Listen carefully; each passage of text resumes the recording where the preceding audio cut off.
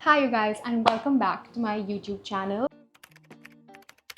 Today I'm going to answer all your questions about content creation, how I got into it, how you can get into it, how you should build your Instagram. I'm going to give you guys some tips and tricks that I've learned in the last year.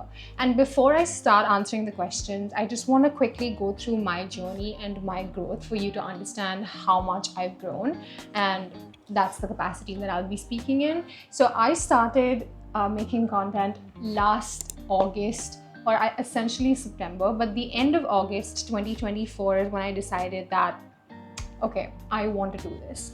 And so I made myself another email. I mean, it was just one day where I was like, okay, I'm going to do this now. And I made the email account and I started reaching out to brands. And I'm telling you, like, I'm going to say about 200 brands I reached out to within 2 days.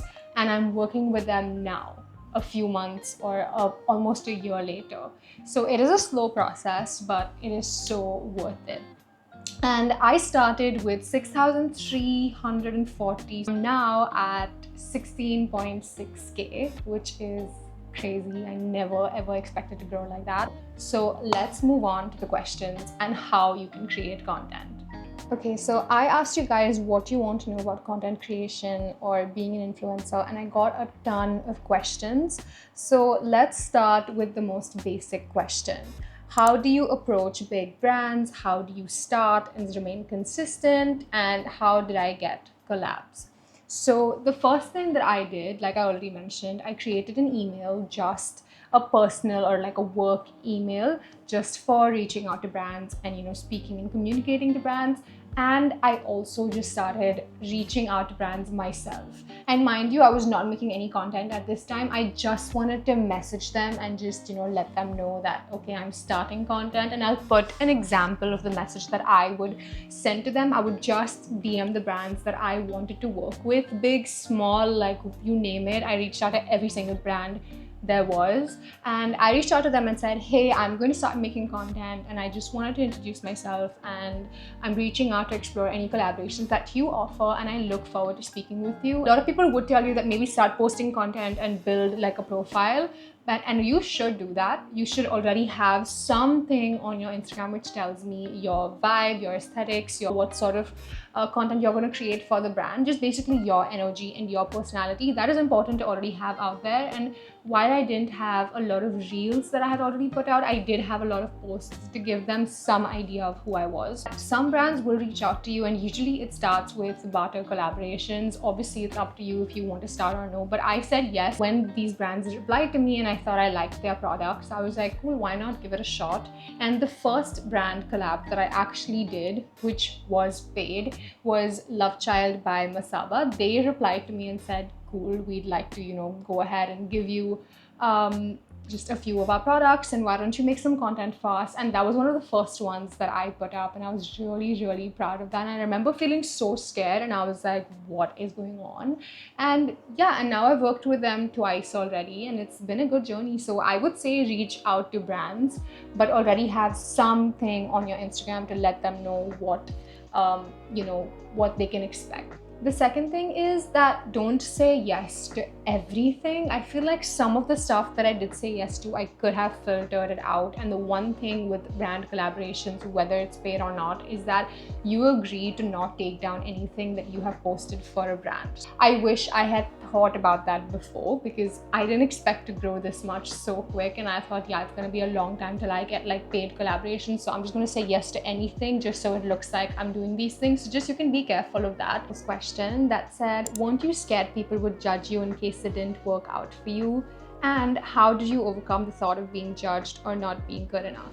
Well, of course, I was scared that people were going to judge me, and that is why I started in 2024 and not in 2021 like I wanted to. I've been creating vlogs for myself for as long as I can remember, and the only reason I wouldn't put it out is because, oh, I'm not ready, or this person is going to be like, what is she doing? Why is she doing that? But then I just realized that, and that this is the day, as soon as I had this realization, I was like, cool, I'm going to do this. And I started reaching out to brands. And it was that if I'm going to judge myself, then I'm already my biggest hater, and I don't want to be that. And if I'm not going to chase my dreams because of what someone else thinks of me, then I'm doing a big disservice to myself, and I just did not want to live my life like that anymore. People are always going to judge you for just being yourself. So you might as well do what you love while you're at it. Whether or not you're doing content, you're going to get judged. People love to talk. Give them something to talk about. It's okay. It's probably going to drive your engagement, so it's fine. When I started posting, people were like, oh, you're also doing Instagram. You're also, everyone's on Instagram. Everyone's an influencer now. And like, so what? Like, do you say that when everyone wants to go abroad to study? Do you say that when everyone wants to get a job? Do you say that when everyone wants to get a hobby? No, right? It's just about, because people think that when you put out stuff on social media, they think they have the right to say whatever they want because they're sort of the audience or the viewers or the people that are consuming it, but they don't. So don't give them the satisfaction, and don't take that away from yourself. I would just say chase your dreams and just put stuff out there. And I also read this thing very recently that this creator said that the cost of success is embarrassment. So by all means, please go embarrass yourself, because brands are not going to think that you're embarrassing. Only people will, and they're not paying you. So it doesn't matter. So if you're looking for a sign to start content, this is it. Start posting. I've received PR from brands I could have dreamt of working with at one point. I would have sat at home today and not posted that, posted the stuff that I did in August, or started to think that like, okay, now I need to do this.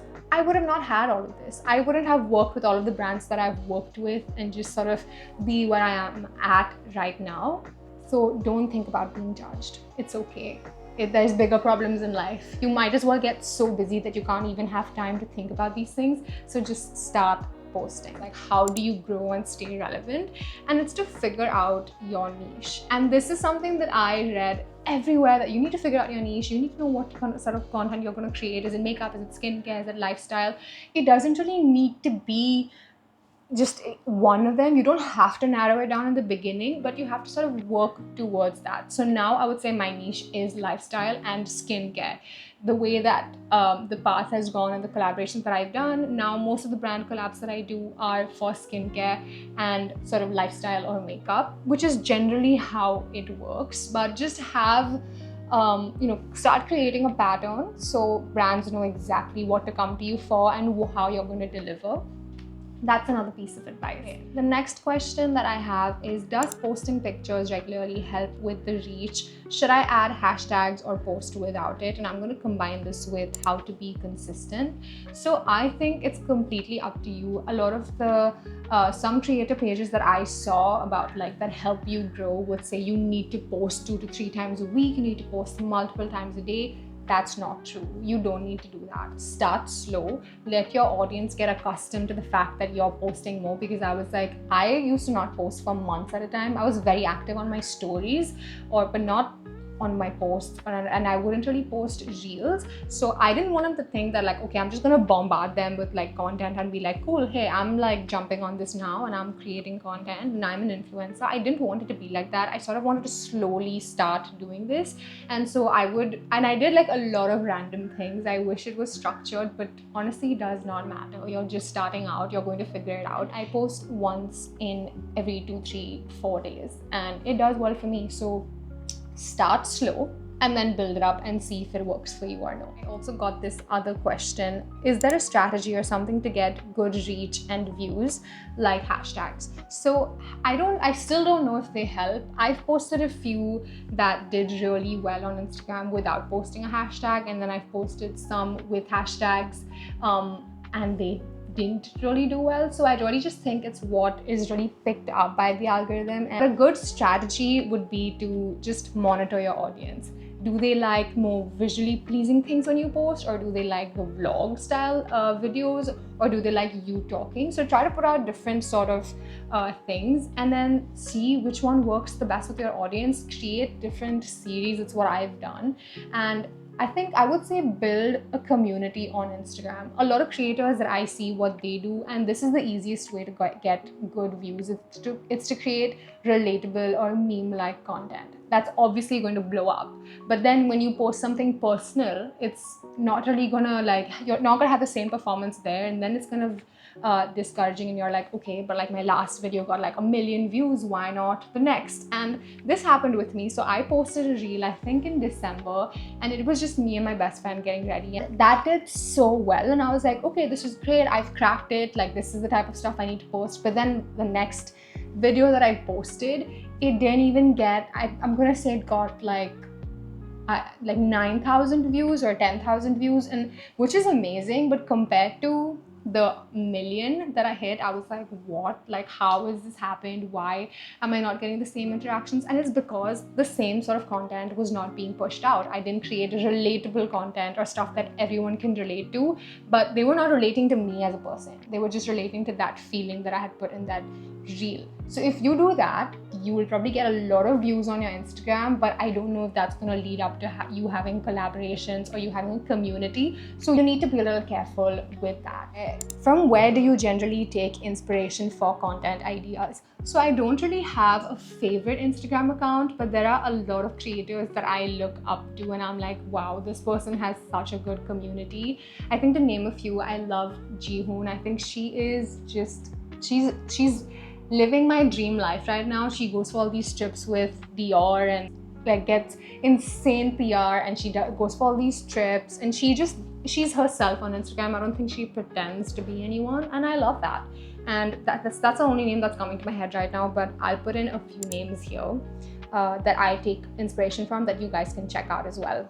The next question we have is, what agencies are you affiliated with and how do you get access to PR? So I'm not really associated with or affiliated with a lot of agencies really. I am affiliated with Nika. You have to apply on their website. There is a portal that leads you to it, and it took me a while to get approved, but once I did, they do reach out a few times, and it's up to you to take on the PR if you want. The way that I get access to PR is really from the brands themselves, or sometimes people reach out to me from different media agencies, and they'll just tell me that hey, we'd like to send you a couple of things to try, and if you'd like, you know, post a story about it. And that's how it works. And I still reach out to a lot of brands that I find very interesting and I want to work with. So you can always drop a DM to someone and be like, hey, I'm reaching out, like I did in the beginning. I suck at editing how to make normal pictures look good and edit videos for dummies. So I sucked at editing also. I didn't know the first thing about editing, and so these are the two things that I use. I use VN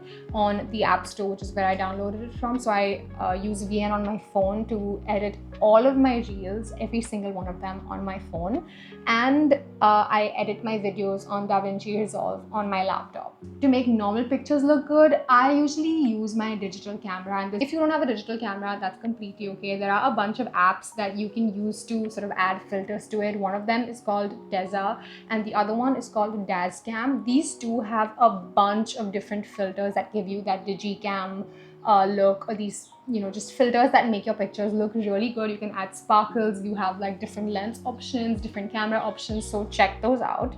Okay, so the last question that I have here, and I think this person was just trying to be funny and said the real question is, are people being influenced and on what? I don't know. I think that when I post a lot of content, it gets a lot of shares, a lot of saves, and a lot of people asking me questions saying that, what about this? Where did you use this? Give me more details on this. If you know me and if I've replied to you, you know that I do sit and take the time out to respond to questions that people authentically ask me. I've had people come and tell me that, oh, I bought the coffee machine that you posted and it's so good, or I tried this lip combo, or just like, you know, small things. And I think that's the focus of Instagram. Create a community where people can trust you and trust your opinion and the sort of content that you're putting out there. So I think that's what they're being influenced on, just the small decisions that I make in life. I hope I answered all of your questions or most of the questions, and you now have a gist or an understanding of how to grow on Instagram, how to start, how to make your pictures look good, and what you need to do brand collaborations. So thank you so much for watching, and if you made it to the end of this video, I love you, and I'll see you in my next video.